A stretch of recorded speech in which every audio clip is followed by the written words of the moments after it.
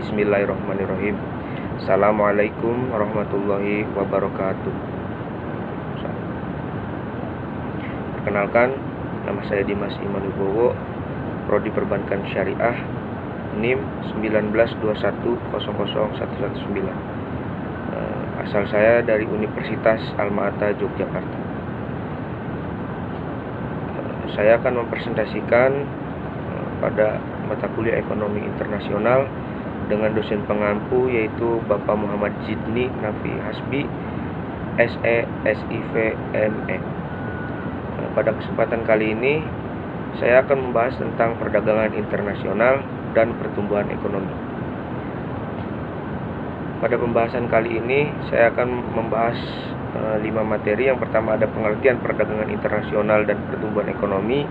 Yang kedua ada manfaat perdagangan internasional. Yang ketiga faktor-faktor perdagangan internasional. Yang keempat kebijakan perdagangan internasional. Dan yang kelima, yang terakhir ada efek pertumbuhan faktor produksi. Langsung saja untuk materi yang pertama, di sini ada pengertian perdagangan internasional dan pertumbuhan ekonomi. Perdagangan internasional yaitu adalah sebuah kegiatan yang terkait dengan transaksi barang atau jasa yang terjadi antar negara dengan tujuan untuk memperoleh keuntungan.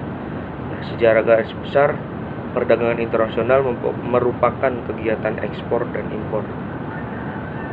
Untuk pengertian dari perdagangan internasional. Kemudian untuk pengertian dari pertumbuhan ekonomi yaitu merupakan sebuah proses perubahan kondisi perekonomian secara bertahap lebih baik selama periode tertentu. Kemudian atau juga bisa disebut kenaikan kapasitas produksi suatu negara. Adanya pertumbuhan ekonomi itu adalah merupakan sebuah bentuk keberhasilan dari pembangunan ekonomi. Untuk perdagangan internasional ini pengertiannya menurut Febrianti dan kawan-kawan adalah perpanjangan dari produksi, pertukaran dan konsumsi yang merupakan elemen dasar kehidupan. Kemudian untuk produsen dan konsumen yang termasuk dalam perdagangan internasional ini tidak hanya dari satu negara tapi dari berbagai negara. Kemudian pertumbuhan ekonomi juga dapat diartikan sebagai proses perubahan yang secara berkesinambungan untuk menuju kondisi yang lebih baik. Dapat dikatakan bertumbuh jika kegiatan ekonomi masyarakatnya berdampak langsung kepada kenaikan barang dan jasanya. Nah, dengan mengetahui tingkat pertumbuhan ekonomi, pemerintah untuk membangun negara, pemerintah kemudian dapat membuat perencanaan mengenai penerimaan negara dan pembangunan untuk kedepannya.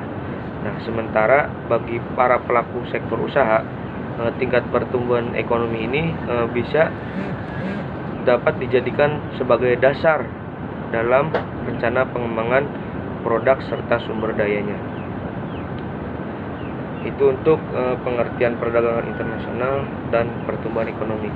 Lanjut lagi, di sini ada teori perdagangan internasional. Teori ini dijelaskan oleh beberapa ahli. Ada 4. Yang pertama ada teori keunggulan mutlak atau absolute advantage yang dikemukakan oleh Adam Smith. Kemudian yang kedua ada teori keunggulan komparatif atau comparative advantage yang dikemukakan oleh David Ricardo. Kemudian yang ketiga ada teori permintaan timbal balik atau reciprocal demand dikemukakan oleh John Stuart Mill. Nah, yang terakhir yang keempat ada teori mazhab neoklasik. Nah, untuk yang pertama ada teori keunggulan mutlak atau absolute advantage ini yang dikemukakan oleh Adam Smith. Beliau mengatakan bahwa keuntungan mutlak merupakan keuntungan yang didapatkan oleh sebuah negara karena berhasil membuat biaya produksi barang dengan harga yang lebih murah dari negara lain. Nah, dalam teori ini beliau juga mengatakan jika biaya produksi antar negara tidak berbeda, maka perdagangan internasional ini tidak ada alasan untuk dapat melangsungkan perdagangan tersebut. Itu teori keunggulan mutlak atau absolute advantage yang dikemukakan oleh Adam Smith. Nah, kemudian lanjut lagi, yang kedua ada teori keunggulan komparatif atau comparative advantage yang dikemukakan oleh David Ricardo. Nah, beliau juga mengatakan dalam teori ini lebih melihat kepada keuntungan dan kerugian perdagangan internasional dengan perbandingan relatif. Nah, kemudian teori komparatif milik David Ricardo juga dikenal sebagai teori modern perdagangan internasional. Kemudian beliau berpendapat bahwa meskipun sebuah negara tidak memiliki keunggulan mutlak dibandingkan dengan negara lain dalam memproduksi barang atau jasa tertentu, nah, perdagangan internasional antar negara yang saling menguntungkan masih dapat terjadi. Nah, dengan catatan bahwa negara tersebut melakukan spesialisasi produksi terhadap barang yang memiliki biaya relatif lebih kecil dibandingkan dengan negara lain. Nah, dasar pemikiran dari David Ricardo ini tidak jauh berbeda dengan teori absolut yang dikemukakan oleh Adam Smith. Nah, perbedaannya itu hanya terletak pada cara pengukuran terhadap keunggulan suatu negara, yaitu ketika dilihat dari komparatif biaya dan bukan ada perbedaan absolutnya. Perbedaan dari kedua teori di atas antara keunggulan mutlak dengan keunggulan komparatif ini, biaya mutlak dan relatif dalam memproduksi sebuah produk. Nah, lanjut lagi, kemudian yang ketiga ada teori permintaan timbal balik atau reciprocal demand yang dikemukakan oleh John Stuart Mill. Jadi munculnya teori ini sebenarnya itu adalah untuk melanjutkan teori dari teori komparatif David Ricardo, di mana untuk mencari titik keseimbangan antara pertukaran barang dua negara dengan perbandingan pertukarannya atau dengan menentukan dasar tukar dalam negeri atau yang disebut dengan DTD. Nah, kemudian teori ini lebih menekankan kepada keseimbangan antara permintaan dan penawarannya, sebab permintaan dan penawaran merupakan sebuah penentu dalam menentukan jumlah barang yang akan diekspor dan diimpor. Kemudian dalam teori permintaan timbal balik ini, John Stuart Mill ini menyimpulkan bahwa perdagangan internasional ini dapat bermanfaat bagi kedua belah negara jika perbedaan rasio produksi dan konsumsi antar dua negara tersebut. Kemudian selain itu juga jumlah jam kerja yang dibutuhkan untuk memproduksi barang ekspor harus lebih kecil dibandingkan untuk memproduksi barang impor. Maka negara otomatis akan diberi manfaat dari perdagangan internasional yang dilakukan. Seperti itu teori permintaan timbal balik yang dikemukakan oleh John Stuart Mill. Lanjut lagi, kemudian yang nomor 4 ini dari teori perdagangan, yaitu ada teori mazhab neoklasik. Pada teori mazhab neoklasik ini mengubah pandangan dan teori tentang perdagangan internasional, bahwa pandangan ekonomi dan teori tidak lagi didasarkan pada tenaga kerja atau biaya produksi, namun telah beralih pada tingkat kepuasan atau sering disebut marginal utility, seperti itu. Kemudian pada pendekatan ini menjadi salah satu cara untuk mengungkapkan teori ekonomi. Adanya perubahan pandangan ini tentu juga akan merubah teori yang ada kemudian serta metodologi. Itu untuk teori perdagangan internasional. Kemudian lanjut lagi, di sini ada manfaat perdagangan internasional. Manfaat perdagangan internasional ini diantaranya ada 3. Yang pertama ada sumber devisa, kemudian memperluas lapangan pekerjaan, dan peningkatan teknologi. Nah, untuk sumber devisa ini selain mendapatkannya dari tenaga kerja asing, devisa juga dapat diperoleh dengan melakukan perdagangan internasional, karena dengan melakukannya negara bisa lebih mendapatkan mata uang asing seperti dolar, euro, yen, dan lain-lain. Kemudian yang poin kedua ada memperluas lapangan pekerjaan. Nah, pada proses perdagangan internasional ini khususnya ekspor juga membutuhkan tenaga kerja. Oleh karena itu untuk memperluas lapangan pekerjaan ini sangat bermanfaat bagi negara kita. Nah, maka itu manfaat perdagangan internasional itu untuk memperluas lapangan pekerjaan. Kemudian yang terakhir, yang nomor 3, di sini ada peningkatan teknologi. Nah, untuk peningkatan teknologi biasanya negara maju dengan negara berkembang itu masih berbeda gitu kan, belum semaju dengan negara yang sudah maju dibandingkan dengan negara berkembang. Maka dengan adanya perdagangan internasional, peningkatan teknologi ini memungkinkan untuk melakukan pelatihan sehingga dapat mengejar ketertinggalan teknologi bagi suatu negara tersebut yang negara berkembang. Jadi saling tukar menukar gitu kan, barang yang sudah canggih dengan teknologi yang canggih dengan yang belum canggih gitu kan, untuk manfaat perdagangan internasional tersebut. Nah, lanjut lagi. Kemudian ada faktor-faktor perdagangan internasional. Nah, untuk faktor perdagangan internasional ini ada 2 faktor. Yang pertama ada faktor pendorong, kemudian ada faktor penghambat. Nah, di sini disebutkan bahwa untuk faktor pendorong perdagangan internasional ini ada 4. Yang pertama ada perbedaan sumber daya alam, perbedaan sumber daya manusia, perbedaan teknologi, dan penghematan biaya produksi. Nah, perbedaan sumber daya alam ini setiap negara itu tentu berbeda dengan negara lain kan. Oleh karena itu perdagangan internasional ini sangat diperlukan sehingga bisa menyeimbangkan untuk negara tersebut. Kemudian perbedaan sumber daya manusia. Nah, untuk sumber daya manusia ini sama halnya dengan sumber daya alam.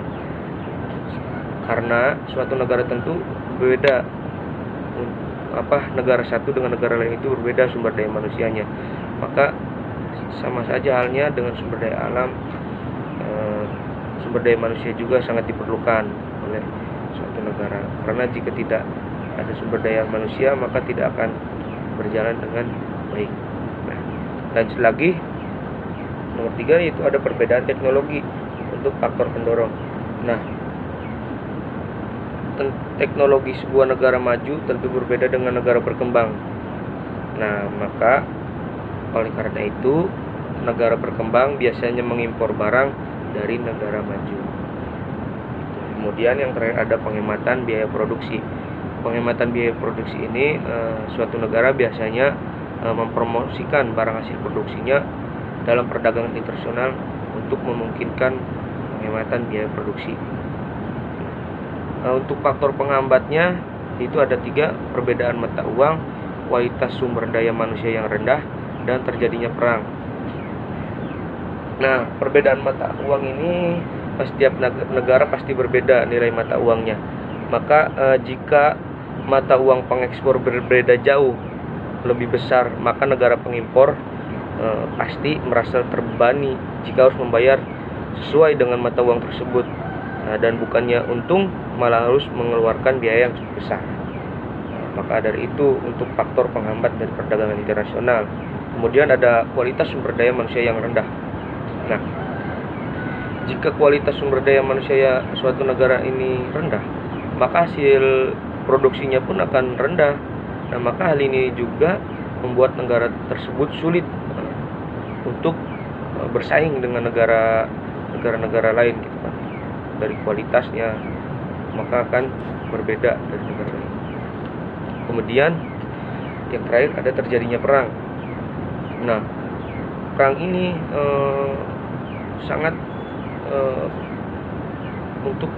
sangat membuat ekonomi itu hancur. Karena jika terjadi suatu peperangan antar negara, maka uang kas maka terjadi misalkan ekonomi negara tersebut akan habis itu kan ekonominya. Karena untuk kas negara itu diutamakan untuk keperluan perang. maka ya seperti itu, dampaknya itu banyak banget lah terjadinya perang antar negara. Nah, itu untuk faktor penghambat dari perdagangan internasional. Lanjut lagi, di sini juga ada kebijakan perdagangan internasional. Kebijakan perdagangan internasional ini ada dua. Yang pertama, kebijakan dalam bidang ekspor, kemudian kebijakan dalam bidang impor. Nah, apa saja dalam kebijakan dalam bidang ekspor ini? Ada tiga, ada tarif pajak, politik dumping, dan larangan ekspor.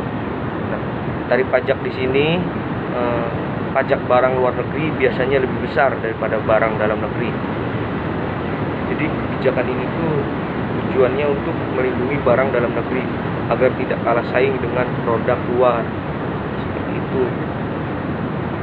Kemudian lanjut lagi ada politik dumping. Politik dumping ini sebuah kebijakan yang mendiskriminasi harga secara internasional dengan cara menentukan harga lebih rendah untuk barang luar negeri dan lebih murah untuk penjualan barang dalam negeri. Tujuannya yaitu untuk memperluas dan menguasai pasar dengan mudah.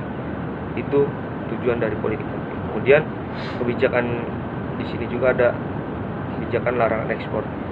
Pemerintah biasanya mengeluarkan kebijakan ini jika adanya ekspor yang tidak sesuai dengan pertimbangan ekonomi, politik, dan sosial. Tetapi kebijakan ini tidak dilakukan setiap waktu, hanya sewaktu-waktu saja. Nah, lanjut lagi untuk kebijakan dalam bidang impor. Hanya 2 poin. Yang pertama ada kebijakan kuota dan larangan impor. Nah, kebijakan kuota biasanya diterapkan untuk melindungi barang dalam negeri agar tidak kalah saing dengan produk dari negara lain. Nah, untuk dari kebijakan kuota. Kemudian larangan impor. Sudah seharusnya sebuah negara melindungi barang dalam negeri. Maka dari itu, sebuah kegiatan impor yang berlebihan akan merusak pasar dalam negeri dan juga untuk menghemat devisa. Itu berapa dari kebijakan perdagangan internasional. Lanjut lagi, di sini ada poin efek dari pertumbuhan faktor produksi. Efek pertumbuhan faktor produksi ini terdiri dari 4. Yang pertama ada sumber daya manusia, kemudian yang kedua ada sumber daya alam, yang ketiga ilmu teknologi, terus seperti iptek, yang keempat ada modal. Sumber daya manusia. Sumber daya manusia ini sangat berperan penting dalam sebuah pertumbuhan ekonomi suatu negara. Karena jika suatu negara, proses pembangunan suatu negara ini tidak memiliki sumber daya manusia, maka tidak akan berjalan dengan baik. Maka sumber daya manusia ini sangat berperan penting gitu kan. Makanya suatu negara ini sangat bergantung dengan adanya sumber daya manusia yang dimiliki. Nah, kemudian yang kedua ada sumber daya alam. Setiap negara berkembang biasanya bergantung kepada sumber daya alam yang mereka miliki, tetapi itu semua percuma jika tidak didukung dengan kualitas sumber daya manusia yang baik. Jika sumber daya alamnya bagus itu kan, tetapi kualitas sumber daya manusia tidak baik, ya maka akan tidak berjalan dengan baik seperti itu. Jadi sumber daya alam dan sumber daya manusia itu saling berkaitan. Lanjut lagi, ini yang terakhir, yang ketiga ada ilmu pengetahuan dan teknologi atau iptek. Nah, kemajuan teknologi juga ini sangat penting bagi suatu negara. Jika suatu negara punya teknologi yang canggih, pembangunan yang semula dilakukan oleh manusia bisa digantikan dengan mesin-mesin yang canggih untuk mempercepat proses pembangunan. Tapi juga yang tadi saya katakan itu tetap berkaitan dengan sumber daya manusia. Tetap ada yang walaupun dengan mesin tetap ada yang menggerakkan. Jadi saling berkaitan tetap. Kemudian yang terakhir ada modal. Jika semuanya sudah ada gitu kan untuk melakukan kegiatan pertumbuhan faktor produksi ini, ada sumber daya alam, sumber daya manusia, tetap harus membutuhkan modal. Jadi modal ini sangat penting untuk mengolah sumber daya alam dan meningkatkan kualitas teknologi dan juga meningkatkan kualitas produktivitas negara seperti itu. Itu poin-poin yang sudah saya jelaskan mengenai perdagangan internasional dan pertumbuhan ekonomi. Kurang lebihnya mohon maaf. Apabila ada kesalahan mohon dimaafkan. Terima kasih. Sekian yang bisa saya sampaikan. Assalamualaikum warahmatullahi wabarakatuh.